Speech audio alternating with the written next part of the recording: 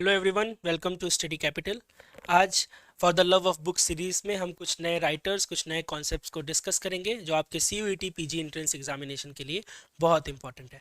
Last video में हमने कुछ पोस्ट मॉडर्न टेक्स्ट के बारे में डिस्कस किया था, एक एस्से के बारे में डिस्कस किया था बाय जॉन बार्थ, एक नॉवल के बारे में डिस्कस किया था जो पोस्ट मॉडर्न कैरेक्टरिस्टिक्स जो रिप्रेजेंट होती हैं। बहुत अच्छी एग्जाम्पल है जॉन फॉल्स की novel the French lieutenants women, multiple endings, non linear plot और ऐसे बहुत से रेफरेंसेस जो जैसे पुराने टेक्स्ट के पुराने राइटर्स को हम रिफ्रेन करते हैं इन टेक्स्ट, जो पोस्ट मॉडर्न कैरेक्टरिस्टिक्स हैं वो बेसिकली उन टेक्स्ट में रिप्रेजेंट होती थी। आज के वीडियो में हम पढ़ेंगे फ्रांस फैनन को, बहुत इंपॉर्टेंट पोस्ट मॉडर्न राइटर। क्यों? क्योंकि इन्होंने कुछ कॉन्सेप्ट दिए जैसे थर्ड वर्ल्ड का कॉन्सेप्ट, लाइक जो countries basically they were ruled by England, उनको आगे चल के थर्ड वर्ल्ड का नाम दिया गया, right. Third world literature again एक पूरा पूरा पूरा कॉन्सेप्ट है इन ब्रिटिश हिस्ट्री। तो जब हम इस वर्ड को पढ़ते हैं, फ्रांस फैनन को पढ़ते हैं, तो इनके कुछ दो वर्क्स हैं जो बहुत इंपॉर्टेंट है। ही वाज अ साइकोलॉजिस्ट, इनको साइकोलॉजिकल इंटरप्रिटेशन किया है इन्होंने कोलोनियलिज्म का, राइट। इस पॉइंट ऑफ व्यू से इनसे एग्जामिनेशन में questions recently they have started asking questions from this French writer as well. तो इनके जब आप वर्क पढ़ोगे तो पोस्ट कोलोनियल स्टडीज में बेसिकली मार्क्सिज्म से और क्रिटिकल थ्योरी से इनके कॉन्सेप्ट जो है वो निकल के आते हैं। कुछ दो फेमस बुक्स हैं जैसे द रेस्ट ऑफ द अर्थ और ब्लैक स्किन वाइट मास, उसको भी हम डिस्कस करेंगे।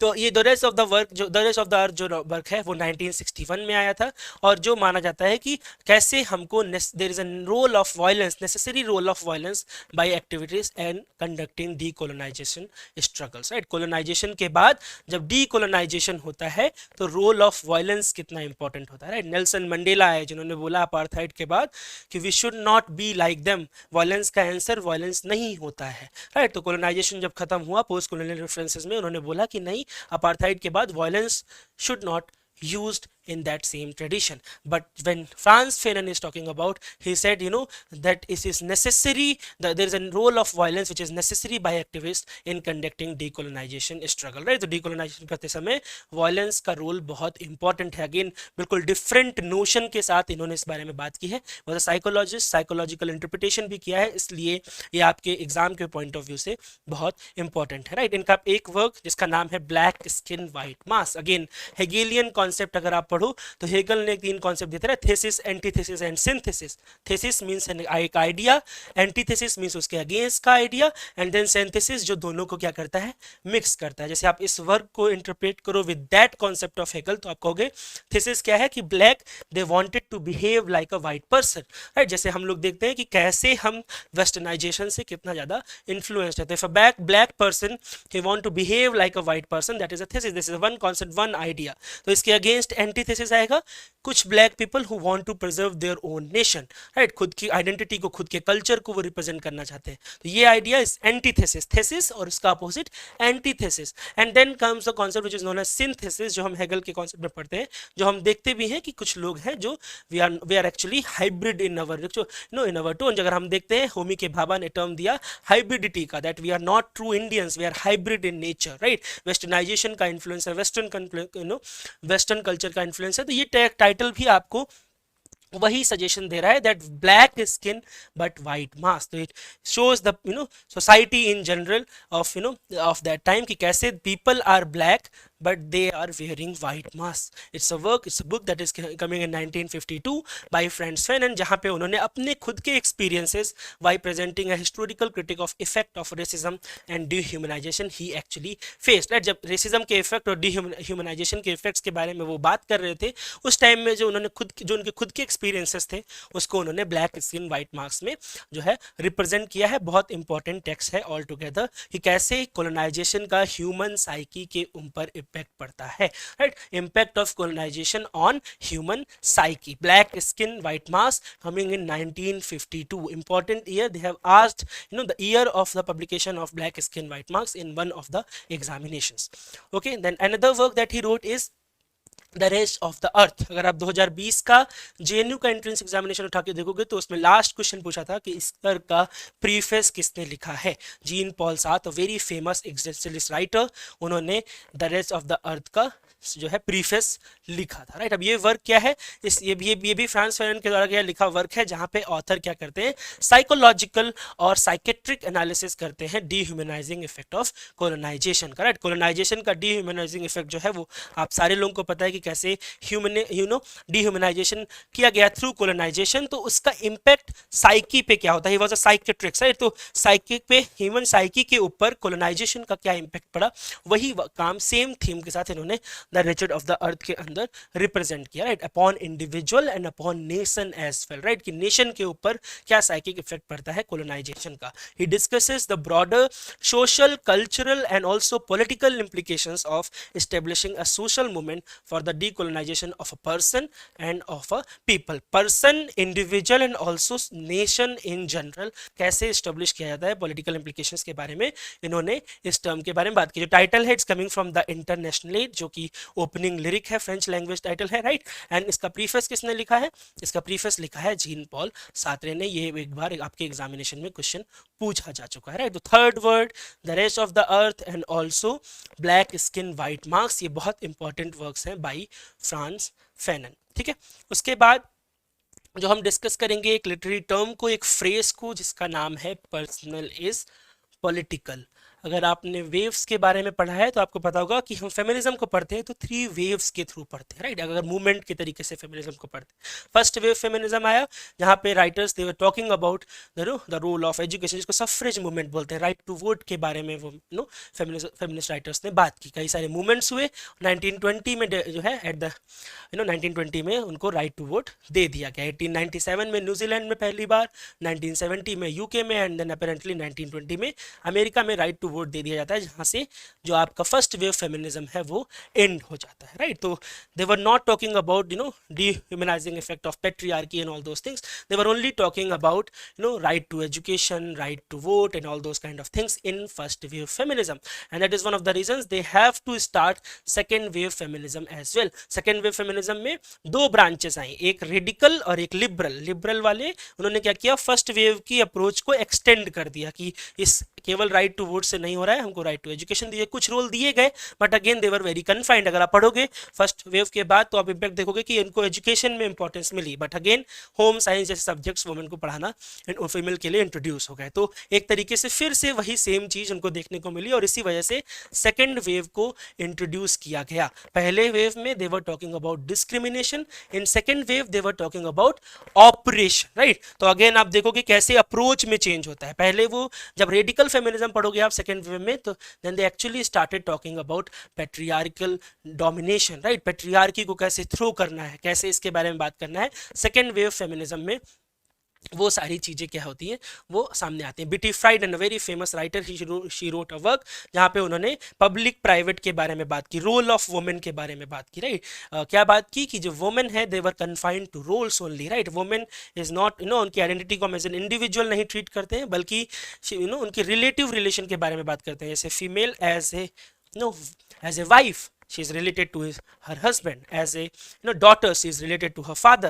That is how we construct identity of a woman. तो ये जो पब्लिक प्राइवेट डिवाइड है उसमें जो मेन है वो हमेशा पब्लिक का पार्ट है और जो मेन है वोमेन है वो हमेशा प्राइवेट का डिवाइड है, राइट। प्राइवेट का पार्ट है। हम देखते हैं कि एक सिस्टरहुड बनता है सेकेंड वेव फेमिनिज्म में ऑल टुगेदर। तो there is a phrase called personal is political, right. आप देखते हैं वुमेन को कैसे पर्सनल का पार्ट बना दिया जाता है, कि ये पर्सनल का पार्ट है और पब्लिक सेक्टर में male are working, right. Male are working. आप हिस्ट्री पढ़ोगे तो काफी विजिबल है वो चीज, राइट। तो personal is political is basically a phrase जो सेकेंड वेव फेमिनिज्म से ही रिलेटेड है, जिसको कैरल हेंस ने एक एस्से लिखा था द पर्सनल इज पॉलिटिकल 1970 में, वहां पे इस टर्म को क्वाइन किया था। और आप देखोगे कई सारे रेडिकल फेमिनिस्ट, वुमेन स्टडीज और फेमिनिज्म इन जनरल में इस टर्म का रोल यूज किया जाता है। क्या कह रहा है, पर्सनल इज पॉलिटिकल। तो कई सारे रूल्स होते थे, राइट। जैसे पर्सनल जो घर के अंदर के जो इश्यूज थे उसमें गवर्नमेंट का इन्फ्लुएंस नहीं होता था पहले टिल फर्स्ट वेव, लेकिन सेकेंड वेव में डिमांड उठी कि actually personal is also political, it also an issue which should be considered.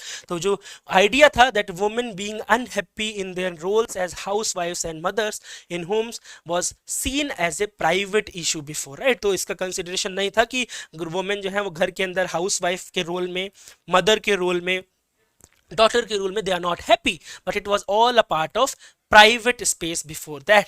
But अब क्या हुआ, the personal is actually political. It emphasis that women's personal issues, for example issues related to sex, issues related to child care, the idea of women not being content with their lives at their homes, right? So this is a kind of manifestation. ये जो पूरा idea है that women are happy in their family roles is actually a social construct. और इसी के against इन्होंने बोला they all are actually political issues, they are not private issues, right. तो इसके बारे में बात होना चाहिए. तो ये चीज जो है इसमें पॉलिटिकल इंटरवेंशन जो है उसकी नीड है. और हम देखेंगे सेकेंड वेव फेमिनिज्म होने के बाद ये सारे रूल्स आए और इसको प्राइवेट से पब्लिक अफेयर में इसको इंट्रोड्यूस किया गया, राइट. तो this phrase is very important. Personal is political, it's related to second wave feminism and it is coined by Carol Hess in her title, essay titled The Personal is Political, published in 1970, right. इसके बारे में थोड़ा सा और पढ़िएगा. कई सारी waves है, first wave, second wave, third wave, fourth wave. हमने मी टू जैसे मूवमेंट पढ़े थे, राइट. तो मी टू जैसे मूवमेंट हमने देखे हैं. तो ऐसे कई सारे जो है वेव्स आई हैं. सेकेंड वेव थर्ड वेव से कैसे अलग है, सेकेंड वेव मॉडर्निज्म से कैसे सिमिलर है, थर्ड वेव पोस्ट मॉडर्निज्म से कैसे सिमिलर है. ऐसे बहुत से ब्रॉडर कॉन्सेप्ट्स हैं जिसके बारे में आपको पढ़ना चाहिए, ठीक है. तो ये टर्म, ये फ्रेज याद रखिएगा, किसने क्वाइन किया है ये याद रखिएगा. There is a writer called Kate Millett. She wrote sexual politics. This was the question that was asked in GATE examination. और यहाँ से बहुत क्वेश्चन जो हैं वो आपके CUET PG एंट्रेंस एग्जामिनेशन में भी पूछे जाते हैं. और आप में से कई सारे लोग गेट की प्रिपरेशन भी कर रहे होंगे क्योंकि आप ग्रेजुएशन के बाद क्या करते हैं, आप एग्जाम दे सकते हैं, right. Sexual politics is actually a work which was written by Kate Millett in 1970, right. अब हिस्ट्री देखोगे तो 1929 a very famous work by Virginia Woolf, a room of one's own, was published. 1949 after 20 years Second Sex by Simon de Beauvoir was also published. After 20 years, 1969 में this work was written and published in 1970. Sexual Politics by Kate Millett. क्यों important है? क्योंकि इसमें ये बात करती है that how sex has been it has been frequently neglected from political aspect. Again second wave notion, ये कैसे personal is political और जो sexual identity है उसको कैसे political aspect में neglect कर दिया जाता है, right. She also discussed the role of patriarchy in different writers. आपको पता होगा डीएच लॉरेंस का बहुत क्रिटिसिज्म किया जाता है for the characters that he putted, specially female characters. तो इस वर्क में भी she criticises writers like Henry Miller, writers like DH Lawrence, writers like Norman Mailer, and she argues that ये ऑथर्स ने क्या किया है, they view and they discuss sex in a very patriarchal and very sexist way all together, right. So criticism of DH Lawrence, very important aspect that is coming in Kate Millett's sexual politics, right? और उनके against में she talks about one of the homosexual writer called Jean Genet. तो इसकी तारीफ की है इस work में. और ये राइटर्स लॉरेंस, मिलर,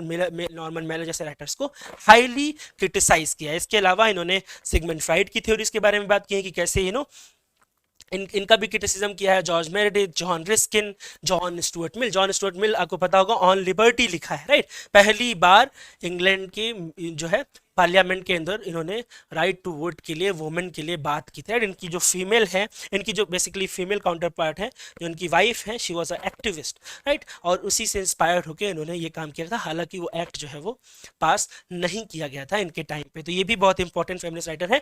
और केट मिलेट ने इनके बारे में भी सेक्सुअल पॉलिटिक्स में बात किया है. ये क्वेश्चंस आपके एग्जामिनेशन में डायरेक्ट आ रहे हैं कि किस वर्क के अंदर डीएच लॉरेंस ने जो कैरेक्टर डिस्कस किए हैं उनको पेट्रियार्कल और सेक्सिस्ट वे में फीमेल रिप्रेजेंटेशन माना जाता है. तो by Kate Millett in her work called sexual politics. There is one more work, sexual and textual politics. अब कमेंट सेक्शन में बताइएगा कि सेक्सुअल एंड टेक्सुअल पॉलिटिक्स किसका वर्क है, क्योंकि जब Elaine Showalter when she talks about feminist, female and feminine, Toril Moi नाम है, मैंने बता दिया आपको आंसर यहीं पे. टोरिल मोई ने जब सेक्सुअल एंड टेक्सुअल पॉलिटिक्स लिखा तो इन तीनों को जो डिफरेंट जो मीनिंग थी उनको एज ए उन्होंने डिफर कर दिया. जैसे जब एलन शोवाल्टर बात करती है तो टाइम फ्रेम की बात करती है कि कब फेमिनिस्ट रहा, कब फीमेल था, कब फेमिनिन था. आप कमेंट सेक्शन में बताइएगा कि कौन से इन तीनों टर्म्स के जो है टोरिल मई के अकॉर्डिंगली क्या मायने थे, क्योंकि ये क्वेश्चन गेट एग्जामिनेशन में लास्ट ईयर पूछा गया है कि इन तीनों टर्म्स में जो एक टर्म है basically female, what does it mean in terms of Toril Moi? This was the question that they have asked in 2021 GATE examination, right. तो ये चीज पढ़िएगा. उसके बाद हम डिस्कस करेंगे एक और पोइट्री और फिर इस वीडियो को एंड करेंगे जिसका नाम है odd on a Grecian earn.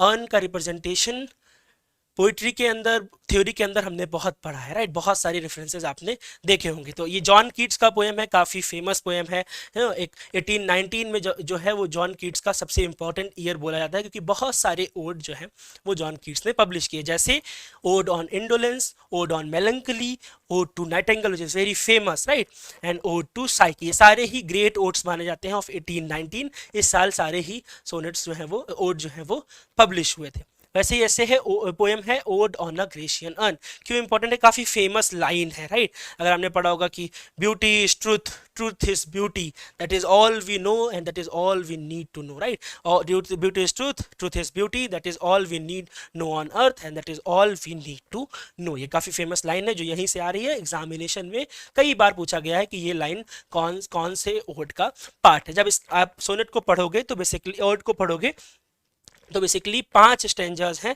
10-10 line के। That means consist of 50 lines, 10 line 50 lines, 5 स्टेंजर में इसको रिप्रेजेंट किया गया है, जहाँ पे पोएट क्या करते हैं, एक एंशियंट ग्रीक अर्न को आप जब पढ़ोगे जॉन कीट्स को तो इनको हेलेनिस्टिक पोएट बोला जाता है, right. PB Shelley was the first writer who called him Hellenistic poet. Greek references आपको बहुत मिलते हैं, राइट। तो इन्होंने क्या किया है इस वर्क में, इन्होंने एक ग्रीक एंशियंट अर्न को जो है डिस्क्राइब किया है, उसके उस पर जो इमेजेस हैं डिपिक्ट हैं उनके बारे में इन्होंने डिस्कशन किया। जैसे एक 2 सीन्स हैं प्राइमरली, पहला सीन जहाँ पे 2 लवर्स हैं उनकी पिक्चर है उसको इंटरप्रेट किया है, और दूसरी विलेजर्स हैं जो एक प्रीस्ट का जो है वो सेक्रीफाइस कर रहे हैं, उसके लिए जो सेक्रीफाइस का परफॉर्मेंस है उसके लिए सब गैदर हुए हैं। उन दोनों को ही क्या किया है इस पोएम के अंदर इन्होंने इन 2 सीन्स को डिस्कस किया है। बहुत इंपॉर्टेंट पोएम है, ये लाइंस बहुत इंपॉर्टेंट है। आप बताइएगा, एक और बहुत फेमस लाइन है, a thing of beauty is Joy for ever. A thing of beauty is Joy for ever, ये जॉन कीट्स की किस पोएम की ओपनिंग लाइन है, ये आप कमेंट सेक्शन में बताइएगा। इसी से रिलेटेड, अर्न से रिलेटेड एक थ्योरी में हम एक वर्क पढ़ते हैं, राइट। और उससे पहले आप डिस्कस कर लेते हैं कि इसका ओपनिंग लाइन क्या है, thou still unravished bride of quietness, right. ये अनरेविस्ड ब्राइड ऑफ क्वाइटनेस किसको बोला है? अर्न को बोला है। ये भी एक बार क्वेश्चन पूछा जा चुका है कि अनरेविस्ड ब्राइड ऑफ क्वाइटनेस के थ्रू, इस मेटाफर के थ्रू कौन से पोएम में किस चीज को रिप्रेजेंट किया है। नाइटिंगेल ऑप्शन में था, अर्न ऑप्शन में था, अर्न को इस तरीके से रिप्रेजेंट किया है जॉन कीट्स ने इस पोइट्री में। वैसे ही एक इंपॉर्टेंट एक वर्क है, the well-wrought urn, studies in the structure of poetry by Cleanth Brooks. Cleanth Brooks is a new critic writer, right. अगर आपने कॉन्सेप्ट पढ़े होंगे हेरेसी ऑफ पैराफ्रेज, कि हम पोइट्री को पैराफ्रेज नहीं कर सकते हैं, give reasons to that, right. तो आपको याद रखना है कि the well wrought urn which is a work by Cleanth Brooks, जहां पे उन्होंने कई डिफरेंट पोइट्रीज के बारे में डिस्कस किया है, उनके इंटरप्रिटेशन के बारे में डिस्कस किया है, आयरनी पैराडॉक्स के बारे में डिस्कस किया है।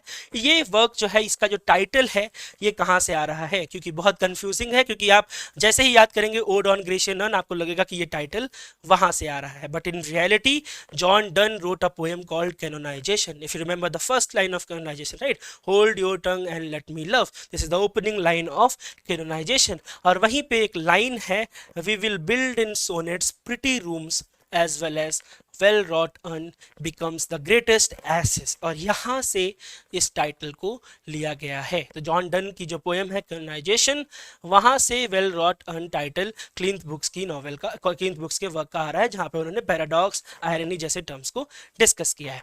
ठीक है, तो ये चीज़ें याद रखिएगा। आज के वीडियोज़ में हम इतना ही डिस्कस करेंगे। पूरे कोर्स को डेप्थ में पढ़ने के लिए, पूरे कॉन्सेप्ट को पढ़ने के लिए आप हमारे पेड कोर्स को भी ज्वाइन कर सकते हैं। पेड कोर्स को ज्वाइन करने के लिए नीचे दिए गए नंबर पे आप कांटेक्ट कर सकते हैं। आज के वीडियो में इतना ही, मिलेंगे नेक्स्ट वीडियो में जल्दी। Thank you so much.